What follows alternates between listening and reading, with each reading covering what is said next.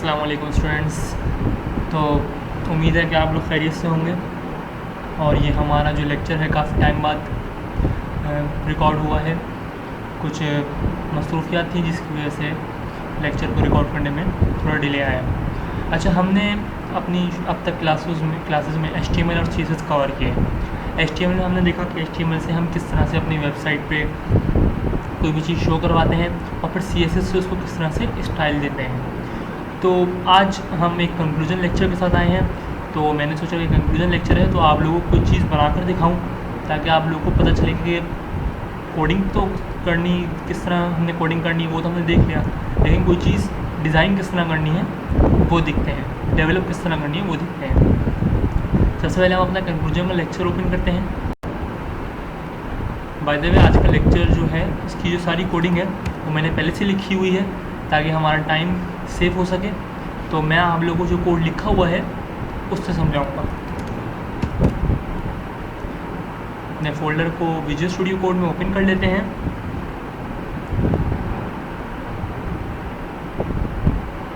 Conclusion lectures की 2 classes होंगी, एक आज और एक बहुत जल्द आपके पास आ जाएगी। उसके बाद हम अपना एक बहुत ही इंटरेस्टिंग टॉपिक स्टार्ट करेंगे, बूटस्ट्रैप 4। बूटस्ट्रैप 4 हमारा CSS का काम बहुत आसान कर देता है। मतलब CSS से अगर हम कोई काम कर रहे हैं और हमें 100 लाइनों में कोड लिखना पड़ रहा है तो बूटस्ट्रैप से 10 लाइनों में वो काम हो जाता है। सबसे पहले हम अपना index.html खोलते हैं। अच्छा, index.html खोलने से पहले मैं आप लोगों को एक चीज़ और यहाँ पर आज बताऊँगा, वो ये कि यहाँ पर आएंगे आप एक्सटेंशंस में आके आप लिखेंगे लाइव। जैसे आप लिखेंगे लाइव, आपके पास ये लाइव सर्वर का ऑप्शन आएगा। लाइव सर्वर में जाएंगे और इसको इंस्टॉल कर लेंगे। मेरे पास क्योंकि इंस्टॉल है इसलिए अनइंस्टॉल का ऑप्शन आ रहा है। इंस्टॉल करेंगे और फिर यहाँ पर इनेबल का ऑप्शन आएगा, आप लोग इनेबल कर लेंगे। मैंने पहले से इनेबल करा हुआ है तो मेरे पास डिसेबल का ऑप्शन आ रहा है। ठीक है, इसको डाउनलोड कर इंस्टॉल करके आप इनेबल कर लेंगे। अच्छा, इसको करने का फ़ायदा क्या होता है? इसको करने का फ़ायदा ये होता है कि जैसे मैंने अभी कोड लिखा हुआ है अपने पास index.html में, अब मैं चाह रहा हूँ कि मेरा ये कोड जो है ब्राउज़र पर ओपन हो जाए। तो मेरे पास एक ऑप्शन ये है कि मैं अपने फोल्डर में आता हूँ, यहाँ से इस फाइल को ओपन करता हूँ तो ये ब्राउज़र में ओपन हो जाएगी। लेकिन हम जब ये लाइव सर्वर जब डाउनलोड कर लेते हैं तो फिर हमारे पास यहाँ पर गो लाइव का ऑप्शन आता है नीचे। हम जैसे इसको क्लिक करते हैं हमारा जो कोड है वो ब्राउज़र के साथ ओपन हो जाता है, जो भी हमारा डिफ़ॉल्ट ब्राउज़र होता है। ठीक है, इसका फ़ायदा ये होता है कि इसमें आप बिल्कुल स्मूथ काम कर सकते हैं। जैसे मैंने अपनी कोड में कोई भी चेंजिंग करी, चेंजिंग करके दिखाता हूँ मैं। कंक्लूजन होम पेज, मैंने यहाँ होम कर दिया। ठीक है, अब मैंने यहाँ पर Ctrl+S नहीं करा क्योंकि मेरा ऑटो सेव हुआ था। अब मैं ब्राउज़र में जाऊँगा तो मुझे वहाँ पे रिफ़्रेश करना पड़ेगा, लेकिन क्योंकि मैंने यहाँ से लाइव पे क्लिक किया हुआ है तो मैं जैसे ही ब्राउज़र पे जाऊँगा मेरा होम खुद ही रिफ़्रेश हो गया, मुझे रिफ़्रेश करने की ज़रूरत नहीं पड़ी। लाइव सर्वर यूज़ करने का फ़ायदा ये होता है। वापस आके मैं इसको होम पेज कर देता हूँ, यहाँ पर आता हूँ, बगैर रिफ़्रेश करे खुद ही होम पेज लिखा हुआ आ गया। अच्छा, हमारे पास एक नेव बार शो हो रही है, इसको नेविगेशन बार कहते हैं। ये नेविगेशन बार हमने किस तरह से स्टाइल करी है, देखिए इसमें हमने हावर भी लगाया है, इसमें हमने लोगो भी लगाया है और इसमें हमने थोड़ी सी स्टाइलिंग भी करी है। इसको बॉर्डर दिया है, बैकग्राउंड कलर दिया है और ये हमारा फ़ॉन्ट का कलर है। फ़ॉन्ट स्टाइल, फ़ॉन्ट फैमिली भी दी हुई है हमने। ठीक है, तो हम देखते हैं। सबसे पहले हम index.html का पेज देखते हैं। सबसे पहले हमने देखा था कि हम बेसिक स्ट्रक्चर किस तरह क्रिएट करते हैं। ठीक है, शिफ्ट दबा के शिफ्ट दबाएंगे और एक्सक्लेमेटरी का साइन लगाएंगे और एंटर कर देंगे, हमारे पास बेसिक स्ट्रक्चर क्रिएट हो जाएगा। ठीक है, उसके बाद हमने यहाँ पर हेड के टैग में ये लिंक किया हुआ है अपनी CSS की फ़ाइल को, इस CSS की फ़ाइल को। ठीक है, इसी तरह हमने एक और HTML का पेज बनाया हुआ है, उसमें भी हमने लिंक किया हुआ है CSS की फ़ाइल को। ठीक है, अभी दोनों फाइल अपने पास ओपन कर लेते हैं। सबसे पहले index.html में देखते हैं काम क्या हो रहा है। सबसे पहले हमने H1 का टैग बनाया। H1 का टैग हमारे पास हेडिंग के लिए यूज़ होता है। अब हमने इसमें नई चीज़ करी हुई डिव। जब भी हम कोई प्रोजेक्ट करते हैं या HTML में कोई भी काम करते हैं तो एक डिव के अंदर करते हैं। किसी भी, जैसे हमने पी टैग लगाए थे, इमेजेस यूज़ करी थी, और जितना भी हमने ये एंकर का टैग यहाँ यूज़ किया हुआ है, जितना भी हम काम करते हैं एक डिव बनाकर काम करते हैं, ठीक है, एक डिव के अंदर रहकर काम करते हैं। डिव के अंदर हमने इमेज दी है, एक इमेज देने के बाद हमने डिव के अंदर एक डिव और बनाई है लिंक्स के लिए, क्योंकि हमें अपनी नेविगेशन बार में लिंक्स लगाने हैं, तो हमने यहाँ पर 2 लिंक्स लगा दिए, ठीक है। अब मेरा एक दूसरा पेज contact.html है, ठीक है। अब मैं चाह रहा हूँ कि जैसे ही मेरा ये कॉन्टैक्ट अस के लिंक पर कोई क्लिक करे, मेरी जो वेबसाइट है, जैसे ही देखें, जैसे ही मैं कॉन्टैक्ट अस पे क्लिक करूँगा ये मुझे कॉन्टैक्ट अस के पेज पर लिया है, ठीक है।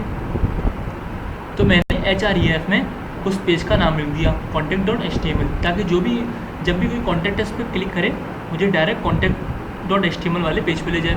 इसी तरह contact.html में होम के साथ मैंने href में index.html का दे दिया कि जैसे यहाँ पर आके कोई होम पे क्लिक करे ये मुझे होम पेज पर लिया है, ठीक है। हमने इस तरह से अपने 2 पेज को इंटरलिंक कर दिया है। पेज को इंटरलिंक करना हमने यहाँ पर देखा। अच्छा, हमने ये डिव बनाई हुई है कंटेनर, इसमें क्लास दी हुई है, और इस डिव के अंदर एक और क्लास बनाई हुई है क्योंकि हमने लिंक्स देने हैं। हमने क्लास डिव के अंदर डिव इसलिए दी है कि हम चाह रहे हैं कि हमारी जो ये डिव है पूरी, जिसका ये ब्लैक कलर आप देख रहे हैं, बिस्की कलर, इसके अंदर ही ये लिंक्स हमारे आए। हम ये चाह रहे हैं कि लिंक्स जो हैं, ये जो पीछे वाला कंटेनर है इसके अंदर आए। अगर हम ये लिंक्स का जो डिव है, ये वाली जो लिंक्स की जो डिव है, इसको मैं उठाकर कॉपी करते हैं इसको, और इसको मैं ये कंटेनर वाली जो डिव है, कंटेनर वाली डिव से बाहर लिख देता हूँ, तो ये देखिए फ़र्क क्या आएगा।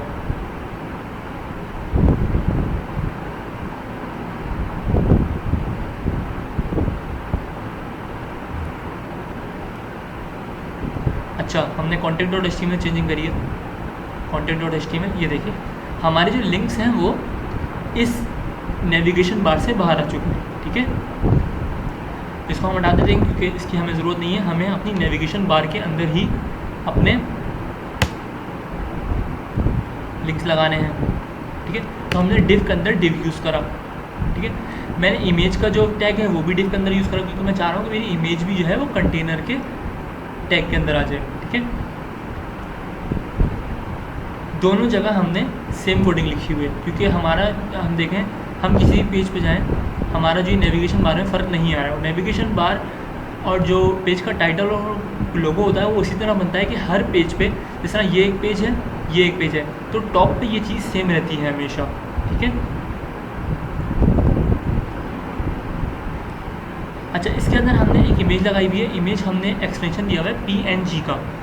अच्छा, .png देने का मकसद यहाँ पर यह है कि हम लोगो क्योंकि लगा रहे हैं अपनी वेबसाइट पे, तो लोगो हमेशा PNG फॉर्मेट में लगता है। PNG फॉर्मेट में इसलिए लगता है क्योंकि वो वेक्टर होता है और ट्रांसपेरेंट होता है। अगर मैं यहाँ पर JPG फॉर्मेट में लगाता हूँ तो इमेज का जो बैकग्राउंड है वो भी साथ साथ शो होगा। इमेज का बैकग्राउंड जो भी है, वाइट है, ब्लैक है, कुछ भी है, वो शो होगा। तो हम चाह रहे हैं कि हमारी सिर्फ इमेज शो हो। इसका जो बैकग्राउंड है वो देखें गायब हो चुका है क्योंकि इसका बैकग्राउंड ट्रांसपेरेंट है, ठीक है। हमने देखा कि हमने index.html और content.html में किस तरह से अपना कोड लिखा हुआ है। बेसिक सा कोड लिखा हुआ है, कोई इसमें हार्ड एंड फास्ट हमने चीज़ नहीं की हुई, बिल्कुल बेसिक रखा है मैंने नेविगेशन बार बनाते हुए, ताकि आप लोग को समझ में आए। अगर नहीं समझ में आए तो आप वीडियो को दोबारा देख सकते हैं, आपके कॉन्सेप्ट क्लियर हो जाएंगे, और अगर नहीं क्लियर होते तो हम व्हाट्सएप ग्रुप में भी डिस्कशन कर सकते हैं। अब हम देखते हैं कि हमने अपनी contact.html और index.html के पेज को स्टाइल किस तरह किया हुआ है। ये देखिए यहाँ पर मैंने स्टाइलिंग जो लिखी हुई है 38 लाइन्स की लिखी हुई है, लेकिन अगर मैं यहाँ पर बूटस्ट्रैप यूज़ करता तो मुझे style.css की ज़रूरत ही ना पड़ती। style.css के बगैर ही मेरी नेविगेशन बार रेडी हो जाती, ठीक है। वो जब हम बूटस्ट्रैप करेंगे तो हम देखेंगे उसमें किस तरह से ये काम होता है। सबसे पहले हमने स्टाइल लगा के यूनिवर्सल सारी दे दी। मैं आप लोगों को सारी कमेंट आउट करता हूँ, इसको कमेंट करते हैं, इसको भी कमेंट करते हैं, ताकि हम हर चीज़ को लाइन बाय लाइन देख सकें।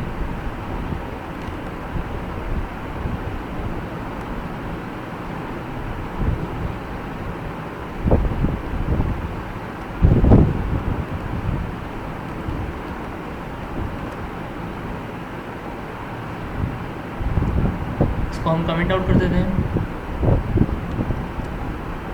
इसको भी कमेंट कर देते हैं, इसको भी कमेंट कर देते हैं। और इसी तरह हम अपना जो जितना भी कोड है उसको कमेंट कर देंगे कि हमने लाइन बाय लाइन चीज़ों को देखना है और समझना है। सब कुछ कमेंट हो चुका है, सिर्फ यूनिवर्सल के अलावा। ये जो एस्टेरिक है वो यूनिवर्सल कहलाता है। मैंने आपको पहले ही बताया था कि यूनिवर्सल है। इसका मतलब होता है कि हमारी वेबसाइट में जहाँ भी मार्जिन है, मार्जिन हमने देखी थी क्या होती है, पैडिंग जहाँ है वो सब ज़ीरो कर दो। और फॉन्ट फैमिली मैंने उसको बता दी कि सैंस सेरिफ रख दो, ठीक है। अब हम अगर आकर अपनी वेबसाइट देखते हैं तो हमारी वेबसाइट कुछ इस तरह से शो हो रही है, जो कि बिल्कुल भी प्रॉपर नहीं है। हमारी ना हमारी इमेज का साइज़ डिफ़ाइन है, ना हमारे HRE जो हमने एंकर के टैग यूज़ करे हुए हैं वो सही तरह प्रॉपर लगे हुए हैं, ना हमारा होम पेज सेंटर में आ रहा है, ठीक है। तो सबसे पहले हम अपनी इमेज को कंट्रोल करते हैं। इमेज को हमने डिफ़ाइन कर दिया कि इमेज की जो विड्थ है वो 100 px हो जाए, हाइट 40 px हो जाए। अच्छा, मैंने हाइट 40 px क्यों रखी, इसकी वजह क्या थी, क्योंकि हमने कंटेनर जो बनाया है, कंटेनर में हमने कंटेनर की हाइट 50 px रखी है, ठीक है। तो इसलिए मैंने हाइट को, इमेज की हाइट को थोड़ा छोटा रखा है। मार्जिन मैंने टॉप 5 px से दी। अच्छा, सबसे पहले कंटेनर देख लेते हैं आई थिंक, ताकि इमेज इसी तरह क्लियर हो। इसको भी कमेंट आउट कर देते हैं और H1 को भी कमेंट आउट कर देते हैं, क्योंकि H1 में ज़्यादा हम काम कर नहीं रहे, सिर्फ टेक्स्ट अलाइन कर रहे हैं। कंटेनर सबसे पहले मैंने इसको मार्जिन टॉप 10 px दिया। मार्जिन टॉप 10 px क्या है, होम पेज और ये जो हमारी जो कंटेनर है, मतलब नेविगेशन बार जो है, इन दोनों के दरमियान स्पेस है मार्जिन, ठीक है, 10 px का। उसके बाद मैंने हाइट दी हुई है। हाइट क्या है, यहाँ से लेकर यहाँ तक, ये हाइट है इसकी, ये पूरी हाइट है इसकी, हाइट 50 px। मैं इसको बढ़ा कर दिखाता हूँ ताकि आप लोगों को समझ में आए कि हाइट क्या है। 100 कर दिया अगर मैंने, तो ये देखिए इसकी हाइट बढ़ गई। हम अभी इसको 50 कर देते हैं, 50। मैंने बैकग्राउंड कलर बता दिया बिस्की और बॉर्डर दे दिया 1 px सॉलिड ब्लैक, ठीक है। ये हमने इसको स्टाइल कर दिया। अब हम आके अपनी इमेज कंट्रोल करते हैं। इमेज वाला हमने कमेंट आउट करा। इमेज हमने दे दी width 100 px, height 40 px, margin left 20 px और मार्जिन टॉप 5 px। अच्छा, विड्थ और हाइट तो हमें पता है कि क्या होती है। विड्थ और हाइट हम इमेज की किस तरह कंट्रोल करते हैं। ये मार्जिन लेफ्ट क्या है, ये जो मार्जिन लेफ्ट है ये क्या है, मार्जिन लेफ्ट ये जो है ये मार्जिन लेफ्ट है पूरी, ठीक है। और मार्जिन टॉप जो दी हुई है हमने ये दी हुई है 20 px और 2 px 5 px 5 px हमने मार्जिन टॉप दी हुई है, ठीक है। तो हमारा जो लोगो है वो अच्छी तरह से सेंटर में अलाइन हो गया, मतलब ऊपर से भी सेम स्पेस है, नीचे से भी सेम स्पेस है, और यहाँ से हमने खुद डिफाइन कर दिए 20 px, ठीक है। अब हम देखते हैं, अब हमारे जो लिंक्स हैं उनको हम टारगेट करते हैं। सबसे पहले मैंने लिंक कहा है फ्लोट राइट। फ्लोट राइट का मतलब क्या होता है कि ये जो लिंक्स हैं वो राइट आ गए। पहले ये यहाँ शो हो रहे थे ना वो लोगों के नीचे। अगर मैं इसको वापस कमेंट करता हूँ, इसको मैंने वापस कमेंट कर दिया, ये देखिए यहाँ शो हो रहे हैं ये। लेकिन जैसे ही मैं इसको कमेंट आउट करता हूँ, ये अपनी फ्लोट राइट यहाँ पर आ गए हैं। अभी इन्होंने अपनी जगह चेंज कर ली है। इसी तरह मैंने इनको पैडिंग टॉप 15 px दी हुई है, पैडिंग राइट 20 px दी हुई है, पैडिंग टॉप ये है और पैडिंग राइट ये है, ठीक है। तो इस तरह से हम अपनी जो चीज़ है उसको पैडिंग और मार्जिन से जहाँ भी हम चाहे उसको स्पेस दे सकते हैं। उसके बाद हमने एंकर टैग को कहा कि भाई क्योंकि यहाँ पर ये ब्लू शो हो रहे हैं और इनकी अंडरलाइन भी आ रही है, तो सबसे पहले तो हमने इनकी डेकोरेशन को नन कर दिया। डेकोरेशन रन करने से क्या होता है कि हमारी अंडरलाइन हट जाती है, ठीक है। फिर मैंने इसको कलर दे दिया ब्लैक, क्योंकि ये ब्लू शो हो रहा था। फिर मैंने इसको पैडिंग लेफ्ट दे दी 10 px। अच्छा, ये पैडिंग लेफ्ट 10 px क्या है, इसके और इसके दरमियान होम पेज, होम और कॉन्टेक्ट अस के दरमियान जो ये स्पेस है ये 10 है, 10 px, ठीक है। Now the last thing is hover. हमने कहा कि भाई हमें हावर्ड भी करवाना है, तो हमने कहा जैसे ही मैं इस पर हावर करूँ इसका जो कलर है वो बिस्की हो जाए, बैकग्राउंड कलर ब्लैक हो जाए, और हमने ट्रांजिशन भी दे दी। ट्रांजिशन हम क्यों यूज़ करते हैं कि अगर मैं यहाँ पर ट्रांजिशन ना दूँ इसको कमेंट आउट कर देता हूँ। ये देखिए ये एकदम से आ रहा है, थोड़ा डिले नहीं आ रहा। तो हम चाह रहे हैं कि थोड़ा डिले आए जैसे ही हम उस पर हावर करें। हम 0.5 सेकंड कर देते हैं। ये देखिए अब ज़्यादा प्रोफेशनल और अच्छा लग रहा है। हमने बॉर्डर दे दिया 2px का, जो मैंने बताया था कि 2px सबसे अच्छा लगता है। ये देखिए इसका जो बॉर्डर आ रहा है ये 2px। अगर मैं इसको बढ़ा के दिखा देता हूँ ताकि आप लोगों को ये चीज़ क्लियर हो कि ये बॉर्डर px क्या है। 7px अगर हम इसको कर देते हैं, ये देखिए ज़्यादा राउंड हो गया। ठीक है, ये भी बुरा नहीं लग रहा, लेकिन अगर हम इसको 2 या 3px रखें तो मेरे ख्याल में ज़्यादा बेहतर लगता है और ज़्यादा प्रोफेशनल लुक देता है। ये देखिए ठीक है। और हमने नीचे पैडिंग डिफाइन कर दी 5px। अच्छा, पहले भी मैंने ये बात बताई थी कि ये वाली पैडिंग जो है 10px ये हावर होने से पहले है और ये सिर्फ लेफ्ट पर है। ठीक है, ये वाली जो पैडिंग है 5px ये हावर होने के बाद चारों तरफ से लेफ़्ट राइट बॉटम टॉप ये चारों तरफ से 5px दे रहा है। अगर मैं इसको हटा दूँ,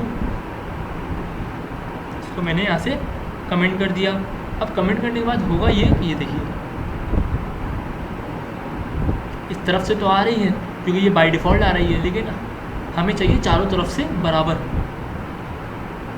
चारों तरफ से बराबर चाहिए तो हमने कर दिया पैडिंग 5px। हम चाहें तो इसको बढ़ा भी सकते हैं, हम इसको कहते हैं 10px। तो आप फ़र्क देखिएगा, ये देखिए ठीक है।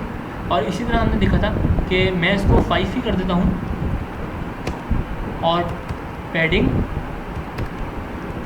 लेफ़्ट पैडिंग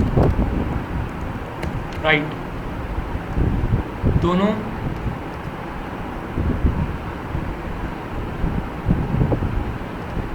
एट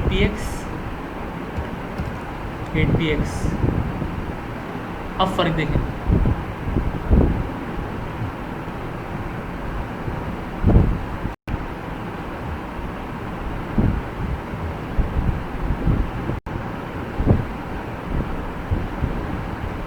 अब ये अपनी जगह से मूव भी हो रहा है।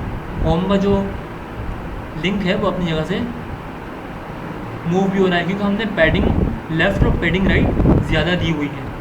टॉप और बॉटम से ज़्यादा हमारी पैडिंग लेफ़्ट और राइट है। ठीक है, अगर मैं इसको और बढ़ा देता हूँ, थोड़ा और बढ़ा के इसको देखते हैं ताकि हमें फ़र्क और पता चले। ये देखिए पैडिंग दी हुई है 5px। ठीक है, अब पहले तो ये हमने पैडिंग लिखा हुआ था तो ये चारों तरफ से पैडिंग आ रही थी, लेकिन हमने कहा कोई पैडिंग लेफ़्ट और पैडिंग राइट हम अपनी मर्ज़ी से देना चाह रहे हैं 15px। ये देखिए कितना फ़र्क आ रहा है। टॉप और बॉटम से 5 है और लेफ़्ट और राइट से 15 है। ठीक है, इसको हम यहाँ से हटा देते हैं क्योंकि हमें पैडिंग लेफ़्ट और पैडिंग राइट की ज़रूरत नहीं है, हमें चारों तरफ से एक तरह की पैडिंग चाहिए। इसको हमने कमेंट आउट कर दिया। ठीक है, तो आज का ये बेसिक सा टॉपिक था, बिल्कुल बेसिक चीज़ हमने इसमें करी है।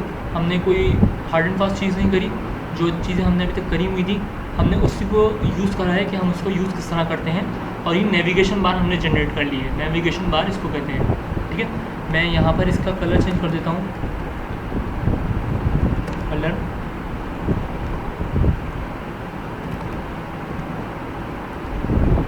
Dark blue.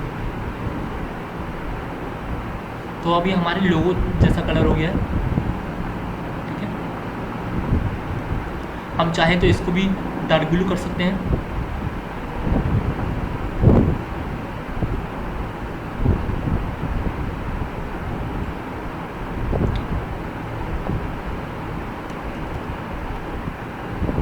अच्छा, ये हमारा बॉर्डर है, सॉरी,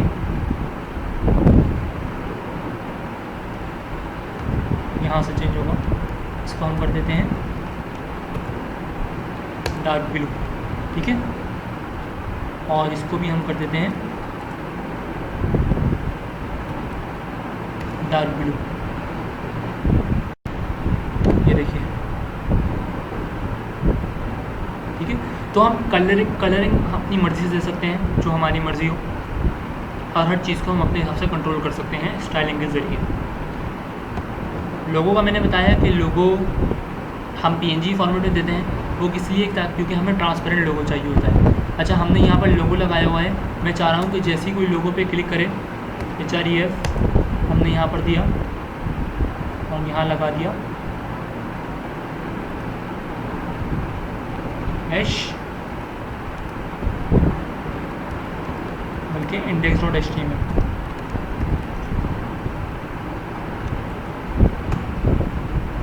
और हम कॉन्टेक्ट में आए, यहाँ भी हमने इसको HREF index.html दे दिया।